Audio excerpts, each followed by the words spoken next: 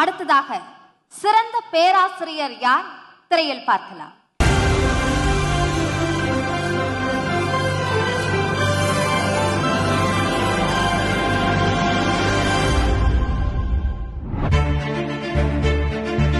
நல்லார் ஒருவர் உளரேல் எல்லோருக்கும் பெய்யும் மழை என்ற வள்ளுவன் வாக்கிற்கு இணங்க அடிப்படை வசதிகள் சென்று சேராத மலைவாழ் மக்களுக்கு கல்வியையும் கணினியையும் கொண்டு சேர்க்கும் உன்னத பணி.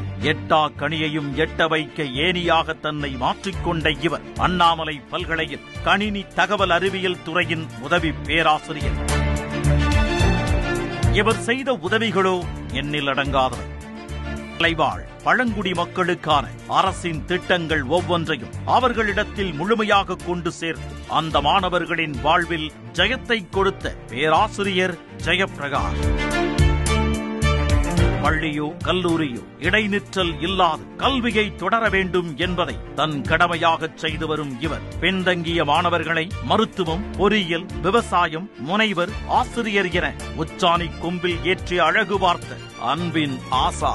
இவருக்கு கற்றல் விருதுகள் 2025 விருது வழங்கி சிறப்பிப்பதில் பெருமை கொள்கிறது நியூஸ் 18 தமிழ்நாடு.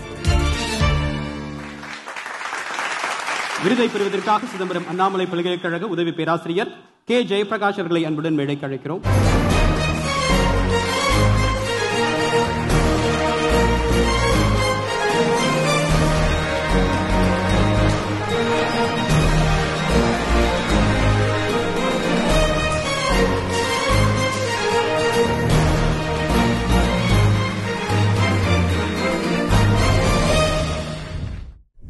முதல்ல நியூஸ் 18 தொலைக்காட்சிக்கு என மனமார்ந்த நன்றியை தெரிவிச்சுக்கிறேன். அது இந்த அவார்டை மாண்புமிகு உயர்கல்வித்துறை அமைச்சர் அவர் கையால் பெற்றதுக்கு எனக்கு ரொம்ப பெருமைப்படுறேன். எங்கள் அண்ணாமலை பல்கலைக்கழகம் பார்த்தீங்கன்னா கல்வி பணி இல்லாமல் எண்ணற்ற சமுதாய பணிகளை நாங்கள் நிறைய மேற்கொண்டுட்டு வர்றோம். அதை ஒரு அமைப்பாக டெஸ்ட்டுன்னு ஒரு கான்செப்ட் உருவாக்கியிருக்கோம், tribal empowerment through science and டெக்னாலஜின்ட்டு. அதன் மூலம் எண்ணற்ற மலைவாழ் மக்களுக்கு நாங்கள் நிறைய சேவைகள் பண்ணிட்டு வர்றோம். இதுவரை 300க்கும் மேற்பட்ட மலைவாழ் பெண்களுக்கு இலவச கணினி பயிற்சியும் 20க்கும் மேற்பட்ட மலைவாழ் பெண்களுக்கு உயர்கல்வி, அதாவது MPBS, BE, அக்ரி, தென் பிஎட் படிக்கிற பெண்களுக்கு எண்ணற்ற சேவைகள் பண்ணியிருக்கோம்.